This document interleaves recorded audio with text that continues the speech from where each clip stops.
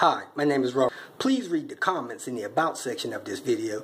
It has valuable information and updates. My YouTube channel has a disclaimer video that I encourage you to watch. And please like, share, and subscribe. I hope you found what you're looking for. Thank you very much for watching. Started off my day fixing my cell phone. The battery completely died. Evidently these phones have batteries with some kind of computer technology attached to them, and mine would no longer communicate with the phone. So I took my spare phone and replaced the battery in this phone with it.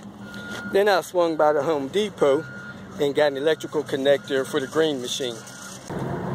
Next stop is a Volvo independent shop to recycle or drop off some used oil. I don't know what they get for the used oil that they finally turn in, but I figure I'll help them out a little bit. One time I was by there, he said he was doing me a favor by letting me recycle oil there. Next stop, I'm here at the green machine to get it started and move it. I really need to move this car because I don't want a parking ticket.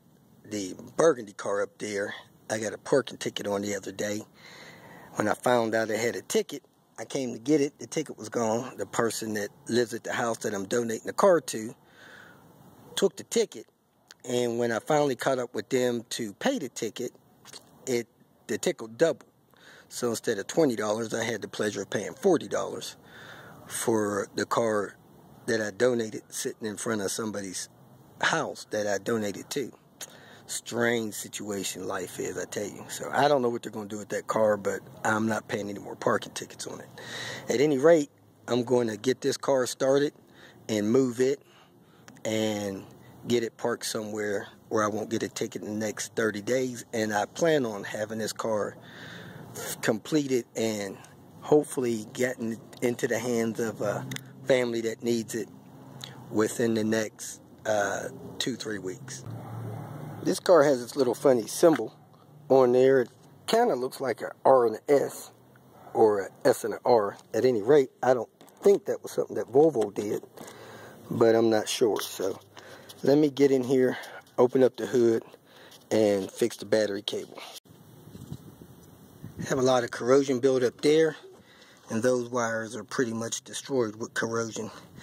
So I'm going to replace that little wire bundle there, attach it to here, clean that up, and fire her up. Picked up these connectors from Home Depot, and I believe that's going to be sufficient for what I need to do for now.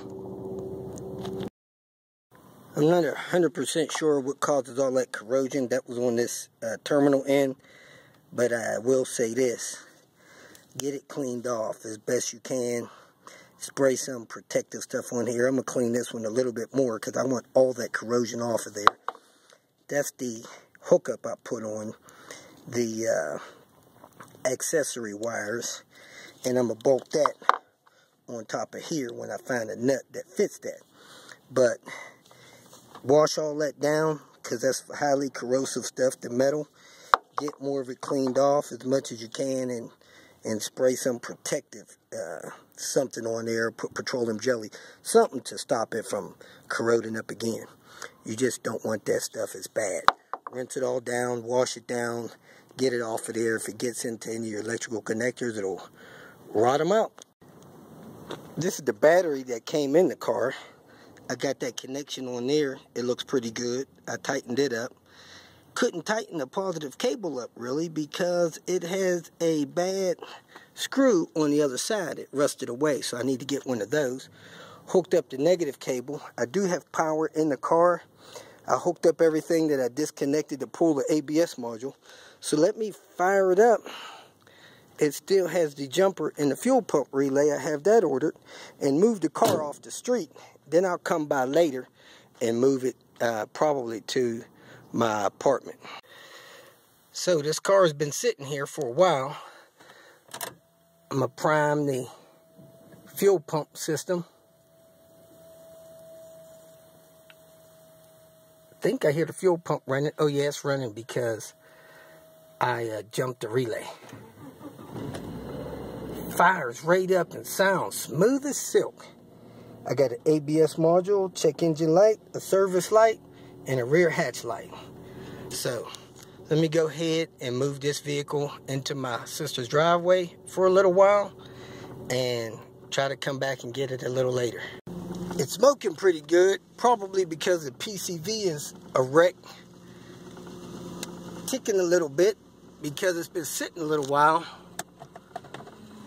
But it went right into gear and drove around, so let me walk back here and take a look at it. I normally check the oil before I start it. I don't see any evidence that the oil is leaked.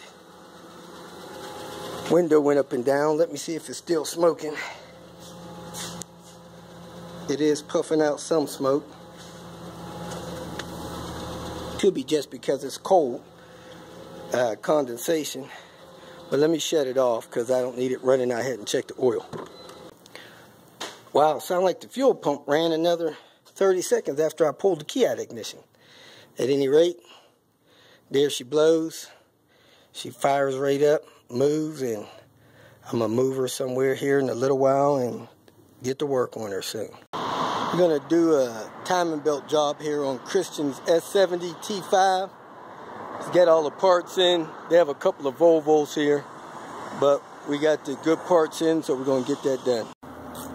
Christian has some extra hardware here, reverse intercooler kit, a 20T turbo, some silicone piping and stuff like that. So he's a little bit more aggressive than most. That makes it even more important to make sure you have quality belts, and especially in your timing parts area.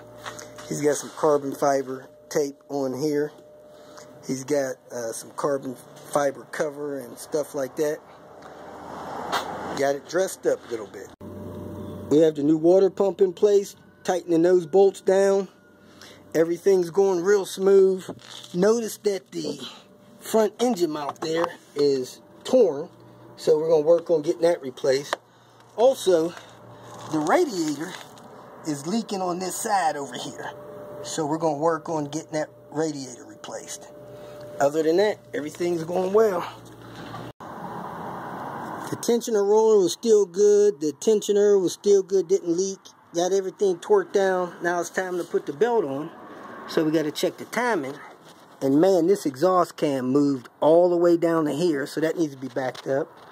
And the intake cam is off just a little bit, so I may leave that there depending on how the belt stretches around it. So I need to move this exhaust cam back 1, 2, 3 teeth. If you feel that this information was useful, please like it and share it with your social media friends. You can subscribe to my channel so that you will get notifications of future videos that I post. You can follow me on Twitter, and if you need to contact me directly, please visit my website. And if you have any questions, leave them below, and someone or myself will reply to them. Again, thank you very much for watching.